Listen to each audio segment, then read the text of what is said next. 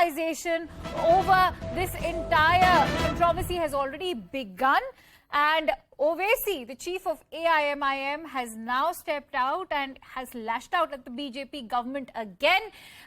This is what he has to say. He's questioning the BJP government, saying, why is the BJP defaming madrasas? Let's quickly go across to our political editor, Maria Shakil, who's joining us on this news story. Maria, this is not the first time that Owaisi has stepped out in defense of the madrasas and, of course, lashing out at the BJP government for the demolition of the madrasas. What, of course, remains extremely shocking is the convenience with which he's overlooking the kind of evidence that is emerging of these jihadi activities.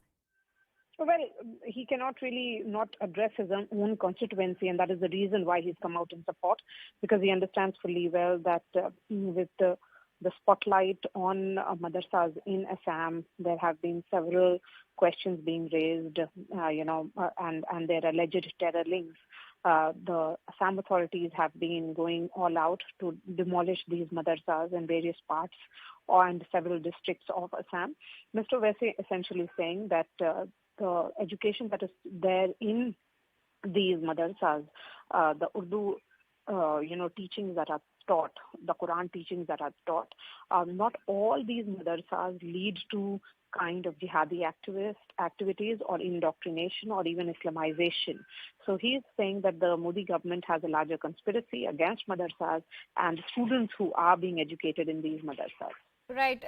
Also, Maria, it's important to talk about how the demolition of the madrasas or the madrasas coming under the scanner is not an issue which is now just limited to the state of Assam. It's also something that is being monitored in the state of Uttar Pradesh by the Yogi Sarkar. Having said that, how crucial it is to monitor the madrasas, since we all know that this is an unorganized sector.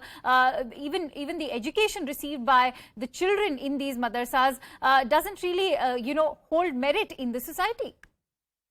I would completely disagree with that because first, this is not an unorganized sector, and the students, the madrasas in most of these states are recognized. There is a madrasa board that runs the education in these madrasas. Yes, the madrasas in several parts of India have been under the scanner because of certain terror elements or linkages that have been established. But overall, the larger messaging is that there is a degree of education that is given to Muslim boys in these madrasas.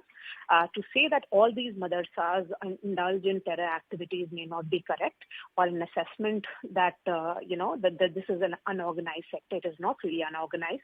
The Minority Welfare Department of most of the states actually run these madrasas. These madrasas are also funded by the government in a number of states. So questions can be raised largely on how some of these madrasas have been under the scanner, but not perhaps all. Right. But Maria, critics and experts are also questioning that what if they are affiliated with the government, then is that not going to validate the education, the quality, or if not the quality, but the certification of the education? I'd like to know from you, what is the validity of that education certificate that is provided by them? All right, we'll try and reconnect with Maria Shakil, but having said that, this remains, of course, a very crucial issue. It remains a bone of contention in terms of what happens to the children of the demolished madrasas. How are they going to be resettled as far as their education is concerned? Who will provide them education? This is something that Maria was highlighting as well, because that is also perhaps one bone of contention that's being highlighted by the Congress party in Assam in that letter that they have written. But for now, let's also listen in to what Owaisi has to say. We also have a soundbite of that. Let's play it out for you.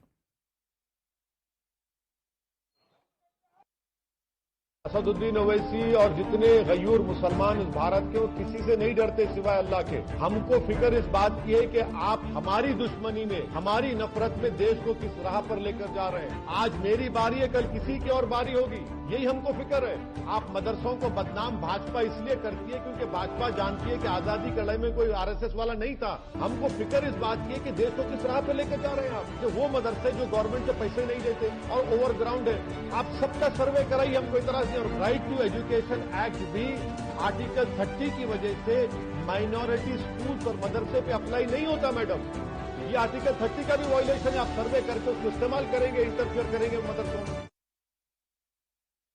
All right, we are also joined by Anila Singh of the BJP. Anila, on expected lines, Owaisi has again lashed out at your party, asking why is the BJP defaming the madrasas?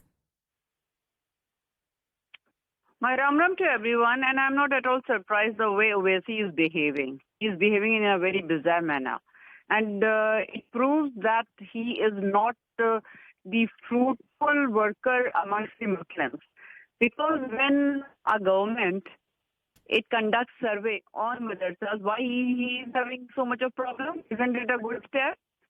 Government wants to assure that all madrasas are impaled.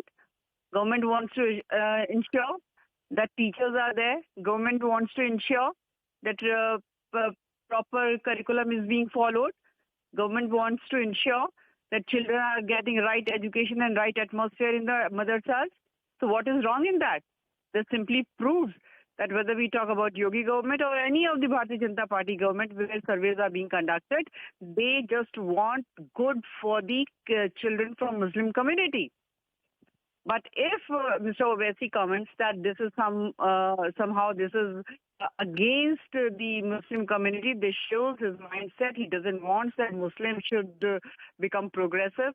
Their children should get good education.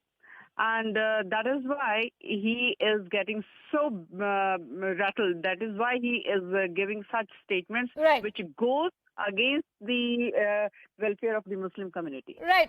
Anila,